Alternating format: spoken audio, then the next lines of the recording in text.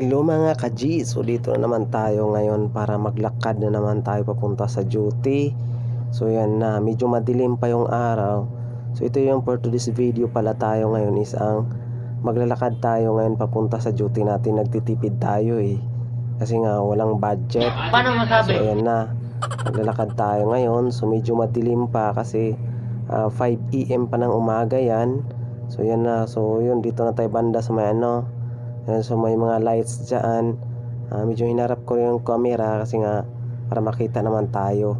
Yan. So kahit naman papano madaling araw, may mga tao naman naglalakad. So yun, alas 6 kasi 6 AM kasi yung pasok natin.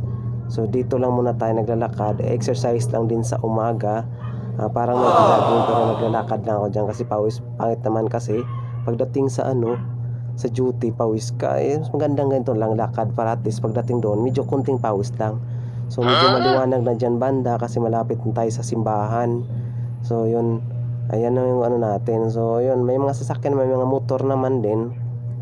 Kaya okay lang yun. May mga ilaw dyan banda, naglakad pa rin tayo. Yun na yung natin goal, naglalakad lang. Para makatipid naman. Dahil sa panahon ngayon, kailangan magtipid. Kasi nga, kailangan natin mag-ipon-ipon dahil sa future. Paano masabi? So yan na yung natin dyan. So malapit na tayo sa simbahan.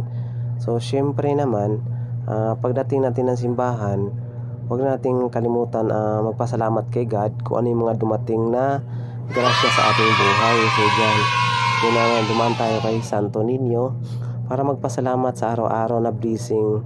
So yun na yun. So dito na tayo, tapos na. Lakad na tayo papunta dyan. So medyo malapit na tayo. So ito pala yung ang Divisoria. So dadaanan ko lagi yung Divisoria dyan. Medyo mailaw sa gilid kasi daming nagbebenta dyan sa gilid. So yan, syempre naman kailangan nating maglalakad kasi nga para makita naman natin kung ano yung sa kapaligiran. So pagkadating natin dyan, syempre di mawawala yung taho ni tatay. So masarap kasi kumakain ng taho pag madaling araw, lalo na pag 6 AM. Oh my God!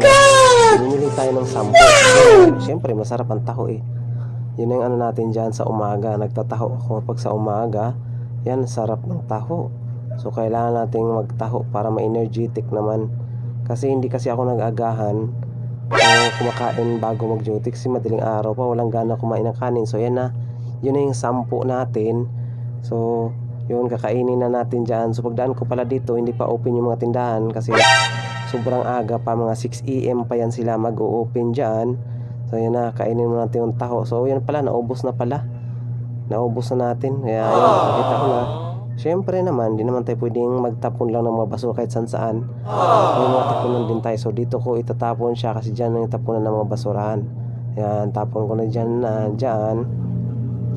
At saka yan na, so palapit na tayo sa duty natin, sa trabaho natin. So nasa unahan na yung work natin doon.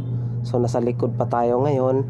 Lakad muna tayo, lakad hanggang makarating doon sa patutunguhan natin. Yun So yun. So yun ang